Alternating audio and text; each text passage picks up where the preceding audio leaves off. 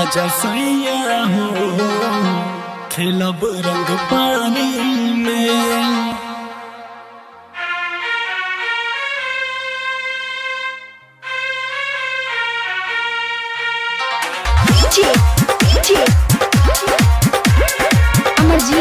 अमरजीत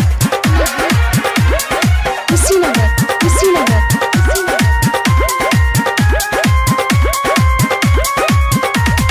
होलिया में मनवा बहकाता, राजा जी के बिन मन कहकाता।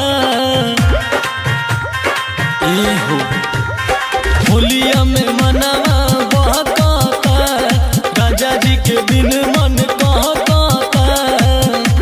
ए उमर जवानी में आजा सैया हो खेलब रंग पानी में। आजा सैया हो खेलब रंग पानी में।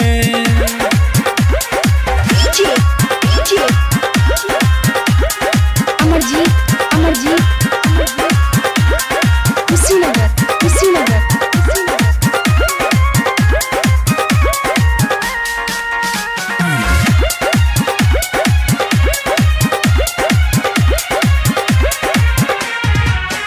हम बानी अकेले नु घरवा, नहीं जाई हम डरने बहरवा।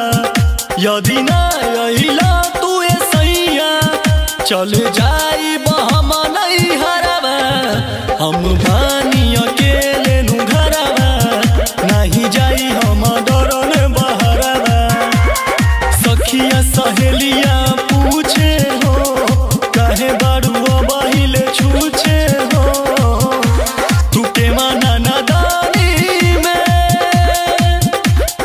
सैया हो खेलब रंग पानी में।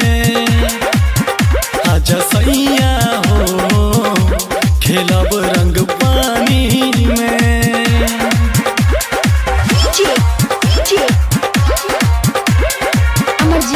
अमरजीत कुशीनगर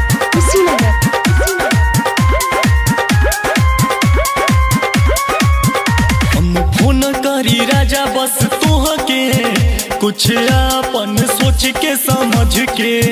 पर तू तो जवाब नहीं दिहला, मन करे मर जाई गला घोट के।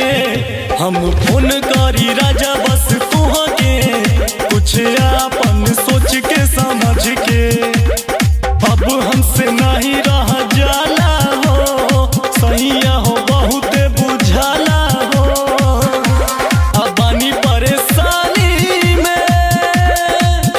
आजा सैया हो खेलब रंग पानी में। आजा सैया हो खेलब रंग पानी में।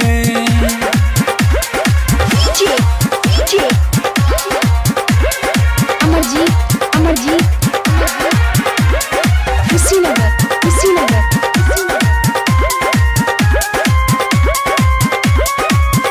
कहे अरविंद दीपक एगो बतिया, हम देखिला हो दिन और रतिया।